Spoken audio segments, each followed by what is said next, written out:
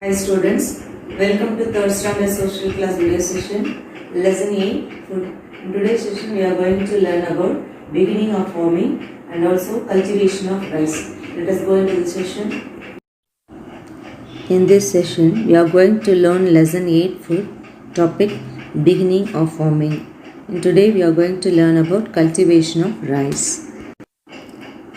Farming is believed to have started from the earlier times when the humans were known to be hunters and gatherers of the society. Early man lived in forest. He ate food which was available in the forest, such as fruits, roots, and meat of animals. He ate fruits and threw the seeds on the ground. Gradually, he noticed that the seeds that he threw on the ground grew into plants. This is how probably he got the idea of growing plants from the seeds. He started digging the earth with stone tools to sow seeds. Later, he started using wooden plows for drilling the lands. They started living near the river banks. From the river, they got water for drinking and irrigation. That's how early man started farming. Agricultural communities developed approximately 10,000 years ago when humans began to domesticate plants and animals.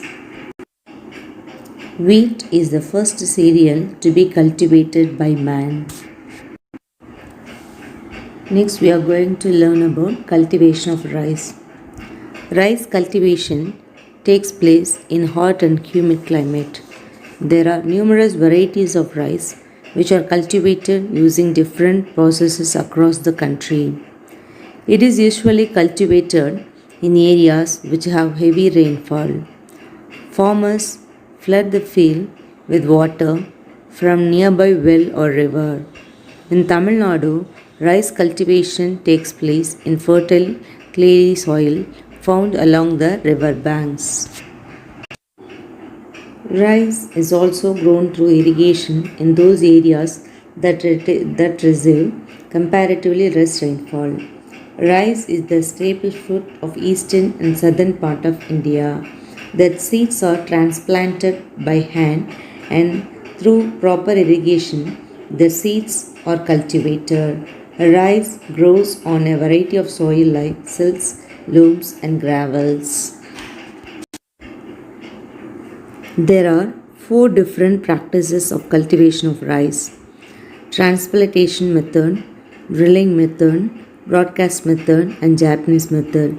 Transplantation is the most commonly used method, wherein seeds are first sown in a nursery and the seedlings are transplanted to the main field once they show 3 to 4 leaves. Rice is the seed of a grass variety called Oryza sativa. Paddy plant has a fibrous root with the plant growing up to 6 feet tall. Paddy or the seeds covered with brown colored husk. So rice field are also called as paddy field. Children, now let us understand the process of rice cultivation step by step. Paddy seedlings are first prepared in the nursery.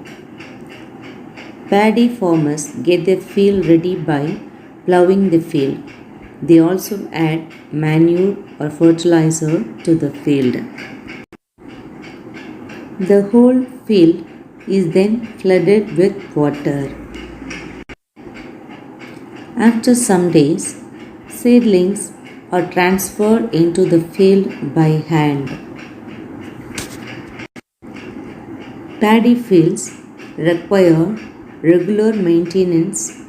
Weeds are removed regularly. Weeds means unwanted plant.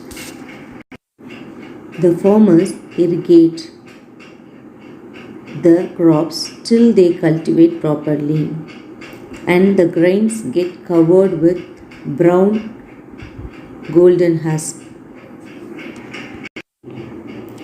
Fields are drained dry before the crops are harvested. Harvesting is done in the dry season. After the paddy stalk have been gathered and dried for a brief time, the threshing is usually done to loosen the husk. It further goes to the mill for removing the husk. The final produce is then ready for the customers and moves to the market for its sale. Legumes are the most commonly used crops used for crop rotation with rice. This is especially in the case of places with low water supply. Rice in such places is cultivated only once a year. So, rice cultivation is a complex activity. The basic stages of cultivations include seed selection, land preparation, crop establishment, water management, nutrient management, crop health management, harvesting, and post harvest. I hope you got clear information about cultivation of rice. Thank you, students. Have a nice day.